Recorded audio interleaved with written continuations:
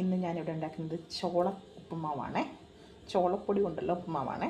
അപ്പോൾ അതിന് വേണ്ടിയിട്ട് ഞാൻ ഒരു 2 കപ്പ് ചോളപ്പൊടി എടുത്തിട്ടുണ്ട്. അപ്പം അതിനാവശ്യത്തിനുള്ള 2 സവോള, 4 പച്ചമുളക്, 2 വറ്റൽമുളക്, ഒരു ചെറിയ കഷ്ണം ഇഞ്ചി അരിഞ്ഞ് വെച്ചിട്ടുണ്ട്. നമുക്ക് ഈ ചോളപ്പൊടി ഒന്ന് ചെറുതായിട്ട് വറുത്തെടുക്കാം. ചോളപ്പൊടി ചെറുതായിട്ടൊന്ന് വറുത്തെടുക്കാം.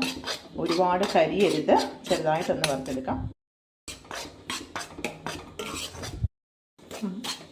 ചെറുതായിട്ട് വറുത്തെടുത്തു.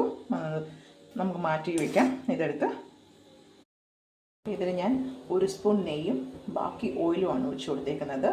നമുക്ക് വേണമെങ്കിൽ ഡാൽഡയും യൂസ് ചെയ്യാവുന്നതാണ്. അപ്പം ഞാനിപ്പോൾ എടുത്തേക്കുന്നത് 1 സ്പൂൺ നെയ്യും 1 സ്പൂൺ ഓയിലുമാണ്. കടുക് താളിച്ച് പൊട്ടിച്ചതിന് ശേഷം നമ്മൾ അരിഞ്ഞ് വെച്ചിട്ടുള്ള സവോളയൊക്കെ ചേർത്ത് കൊടുക്കാം. നമ്മൾ സാധാരണ ഉണ്ടാക്കുന്ന ഉപ്പുമാവിൻ്റെ അതേ രീതിയിലാണ് ഉണ്ടാക്കുന്നത്. നല്ലോണം വഴറ്റി കൊടുക്കണം. ഈ വഴറ്റിയതിലോട്ട് നമ്മൾ എടുത്തു വെച്ചേക്കുന്ന ചോളപ്പൊടി ഇട്ട് കൊടുക്കാം. ചോളപ്പൊടി ഇട്ടിട്ട് നമ്മൾ ചെറുതായിട്ടൊന്ന് വഴറ്റി കൊടുക്കണം.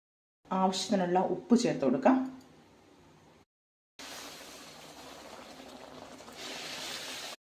അഞ്ച് മിനിറ്റ് നമുക്ക് അടച്ചു വെച്ച് വേവിച്ചെടുക്കാം. സ്റ്റൗ സിമ്മിലിട്ടിട്ട് വേണം നമ്മൾ ആവിക്ക് വെച്ച് വേവിച്ചെടുക്കാൻ. അപ്പം ആവിക്ക് വെച്ചാൽ നമ്മുടെ ഉപ്പുമാവ് റെഡി ആയിട്ടുണ്ട്. അപ്പോൾ ഇത് നല്ല ചൂടോടെ കഴിക്കാൻ നല്ല ടേസ്റ്റാണ്. അപ്പോൾ എല്ലാവരും ട്രൈ ചെയ്ത് നോക്കണം. ഹെൽത്തിനൊക്കെ ഒരുപാട് നല്ലതാണ് ചോളം കൊണ്ട് ഉപ്പുമാവ് ഉണ്ടാക്കുന്നത്. ചോളമല്ല, ചോളപ്പൊടി കൊണ്ട്. അപ്പോൾ എല്ലാവരും ട്രൈ ചെയ്ത് നോക്കണം.